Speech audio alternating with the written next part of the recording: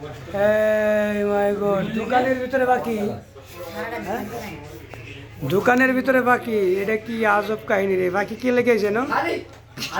হ্যাঁ, একাশ হয়ে গেছে গা।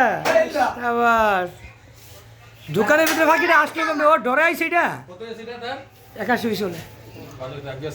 হ্যাঁ, দোকানের ভিতরে ভাই বাকি আইছে কেন? দেখেন, দোকানের ভিতরে একটা পাখি চলে আইছে। এই পাখি তো এখান থেকে যায় না, পাখি রাগ করছে।